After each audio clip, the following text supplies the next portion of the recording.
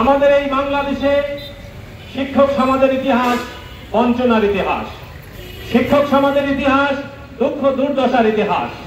কারণ এই শিক্ষক সমাজেই স্কুল কলেজ মাদ্রাসা তৈরি করে, তারাই ঘরবাড়ি তৈরি করে, তারাই চেয়ার বেঞ্চ তৈরি করে, তারপর সরকারের বিভিন্ন দপ্তরে আবেদন করে, তারপর সরকারের বিভিন্ন দপ্তর টালবাহানা করে, নানা রকমের ফন্দি ফিকির করে টাকা পয়সা নিয়ে অনুমোদন দেয়, অর্থাৎ মঞ্জুরি দেয়।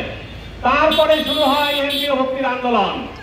তারপরে এই এমপিও ভুক্তির দীর্ঘ আন্দোলনের পরে আস্তে আস্তে আমাদের যখন এমপিও ভুক্তি সমাপ্ত হলো, এখন আমাদের চিকিৎসা ভাতা এবং বাড়ি ভাড়া নাই।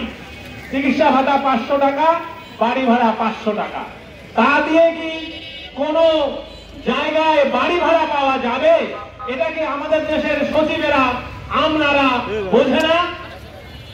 তারা টিফিন ভাতা কত নেয়, যাতায়াত ভাতা কত নেয়, তাদের ড্রাইভার তার জন্য কত টাকা নেয়, কিন্তু তিনি ভাবেন না যে এই দেশে সাধারণ মানুষের ছেলেমেয়েরা, কৃষকের ছেলেমেয়েরা, জেলে চাষির ছেলেমেয়েরা কোথায় লেখাপড়া করে? তারা সবাই লেখাপড়া করে বেসরকারি শিক্ষা প্রতিষ্ঠানে।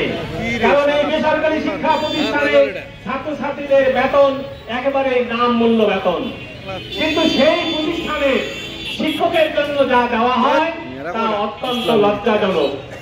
এবং দীর্ঘ আন্দোলনের পর প্রতিটি সরকারেই আপনারা জানেন ঘোষণা দিয়েছে যে শিক্ষকদের দাবি আমরা আগে পূরণ করব, কিন্তু সেই দাবি পূরণের মধ্যেও দেখেন যে নামমাত্র কিছু সংখ্যক শিক্ষা প্রতিষ্ঠানকে সরকারি করা হলো, কিন্তু 75% শিক্ষা প্রতিষ্ঠানকে সরকারিকরণ বা জাতীয়করণ করা হলো না।